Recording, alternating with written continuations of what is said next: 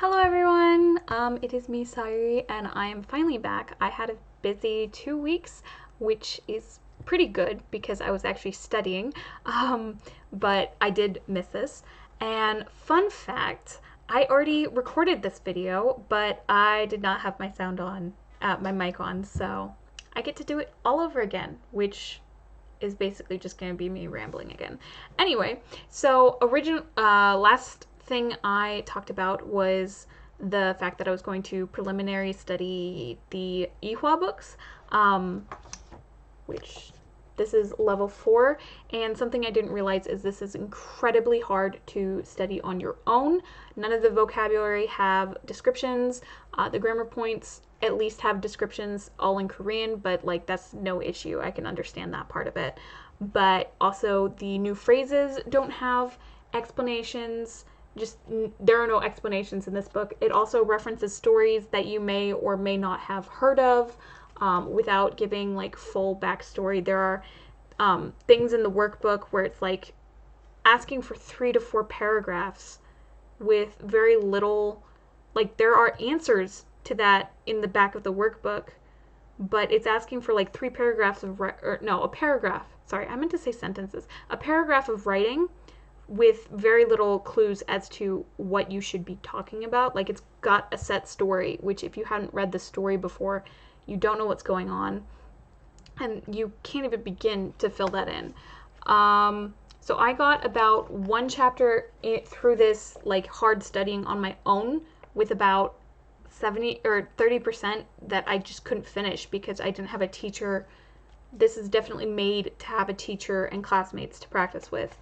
And then I read basically through 2 to 3 chapters more. So somewhere around chapter 4, I just decided I can't anymore. And also packing took longer than I originally thought it was going to take.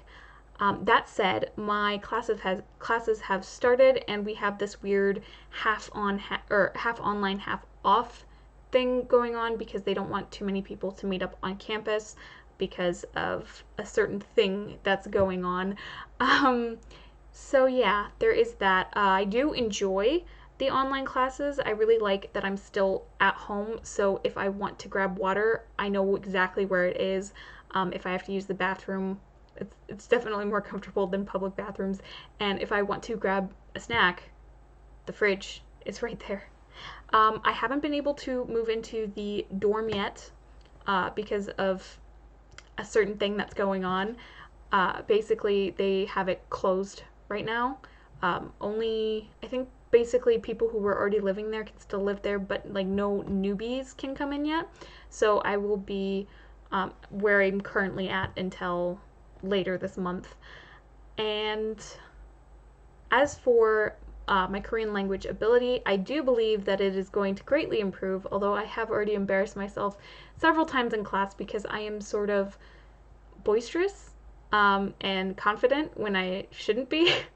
So I've said several things that just make no sense, but I did get corrected for them, and that was the point, so that's nice. Also, based on a schedule that is somewhere in this stack. Okay, one of the great things was they gave us this schedule of like when we'll be online, when we're not. This is like this whole grammar list. This is the grammar list we're going to learn before midterms. This is only up until midterms. And they go through what will be studied in each hour. So if I want to pre-study the whole week beforehand, I can. But like as I said, these are not very study friendly. The only thing I'm really going to do for that is the vocabulary, because you're supposed to learn the vocabulary outside of class.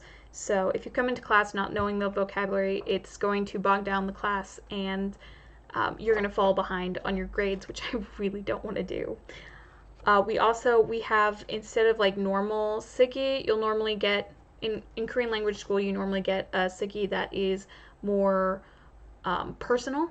Like you get to ask questions about various topics. In this one, we got taught how to do a topic Sigi. By the way, that's writing. So we got taught how to do the Sugi for the topic and how to make it sound more impartial. So we had our first topic style Sugi, which was 500 to 600 characters, and I really wish I could have gotten more, but it was on the topic of human relations, and I was trying to defend a very difficult topic that I do not have enough know-how for.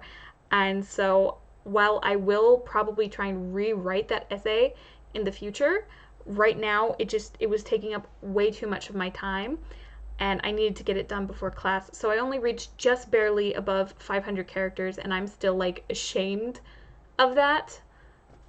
Yeah. Also, on the Chinese front, so I have not been able to talk as much in Chinese. I have not been able to practice as much with packing and moving and starting classes and everything. But I went to the university bookstore and I looked around and I saw this. This is 집중 한국어 Step 1. I'm not sure if this has a relation to the HSK, like if you can just say, oh, I'm through HSK, or because honestly, this really only teaches very basic concepts like age, nationality, family, work, location, date, time, that kind of stuff. So if it doesn't, that's still fine, because honestly, this book is so cool. Let me show you the inside. So it has like 10 units, and it has a very inviting format. Also, so I'll probably do a review in Korean about this book, because this book is in Korean. It is for Koreans who are learning Chinese. But the format, the pictures, the colors, everything is so nice. And I didn't even know this had, I figured it would have a Chinese map, but now I know it's on page 47. So that is nice. Yeah, it has things like dialogues. I don't know the exact format of the dialogues vocabulary, but I don't know the exact format yet. And you'll have things like this where it shows you how to insert things into sentences. Ugh. Yeah, that didn't. Oh, that worked. So yeah, with underlines and colors, and oh, it's so beautiful. But also in the back you have index, and my favorite thing is normally when you buy a book like this, there's a separate workbook that that you buy as well. But this one just has it in the back, so you don't have to buy 2 books, which I think this is more cost friendly, but also it's just more space friendly. So you only have to bring 1 book. Sorry. Every time I open the back, I just get showered with this beautiful picture of practice pages, and yeah. I probably won't use it though, because I still have this fear of, not fear, I'm a perfectionist, and I don't like writing in the book. It just feels wrong. I can still do it for things like my Korean language workbook, which I will write in because I kind of have to. But I remember back when I was studying French in college, I used to print out every workbook page. I hated, I really hated writing in my book. And I still kind of do, especially books this nice. So anyway, that's where I'm at with my Korean and my Chinese studies. I probably won't be doing as many videos in Chinese and Korean, and I already know I wasn't doing that many to begin with, but it's because basically for Chinese at least, I have to subtitle it, because even if I just don't care about the subtitles, the problem is people won't understand me, because I'm still at the stage where I make too many mistakes to not include what I was trying to say. So anyway, that is that. I am planning to finish before Unit 1 in the Chinese book. Since it's the weekend, I can study Chinese. Before Unit 1 on the Chinese book, there's a here's how to pronounce everything, here's how this sounds like, etc. That's completely in Korean, and that's why I'm actually reading it, because I already did study Pinyin, but I think it might be helpful to get another explanation for it. So I plan to do that tonight, and then tomorrow I might try to work through Unit 1 before prepping to go back to school. So thank you all for watching. See you next time. Bye!